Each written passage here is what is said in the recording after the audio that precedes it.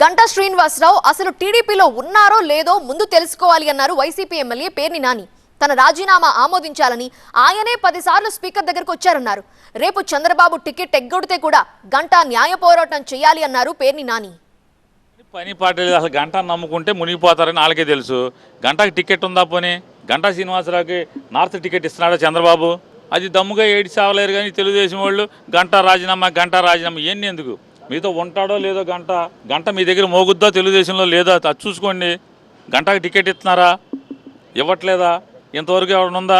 అతనే 10 సార్లు తిరిగాడు స్పీకర్ గారి దగ్గరికి, నాది రాజీనామా చేయండి అని. స్పీకర్ గారు ఆయన చెప్పాడు, నా శాయశక్తుల ప్రయత్నం చేశాను, వద్దయ్యా వెనక్కి తీసుకో, కాగితం వెనక్కి తీసుకో అని. లేదు సీతయ్యని నేను ఎవడ మాట ఎన్నో తేపకో చోట పోటీ చేస్తాను, నేను లెటర్ ఇచ్చానంటే నా లెటరే వెనక్కి తీసుకోనని చెప్పారు. వెనక్కి తీసుకోనని చెప్తే ఏం చేస్తాడు ఆయన? రేపా మాప స్పీకర్ గారు టైం కూడా అయిపోతుంది, మరి ఉన్న పెండింగ్ కాగితాలు క్లియర్ చేయిద్దా? చేసుకొని న్యాయ పోరాటం చేయొద్దని ఎవడు చెప్పాడు? న్యాయ పోరాటం చేయాలి. రేపు చంద్రబాబు టికెట్ ఎగ్గొడితే కూడా న్యాయ పోరాటం చేయండి కోర్టుకి. సరే, చంద్రబాబు దొంగ ఓట్లు కొనటంలో స్పెషలిస్టు అని విమర్శించారు పేర్ని నాని. టీడీపీ జనసేన పొత్తేది, టీడీపీ అభ్యర్థులు ఎవరు అని ఆయన ప్రశ్నించారు. చంద్రబాబు పక్క సంగతులు ఎందుకని సొంత ఇల్లు చక్కదిద్దుకోవాలని హితవు పలికారు పేర్ని నాని.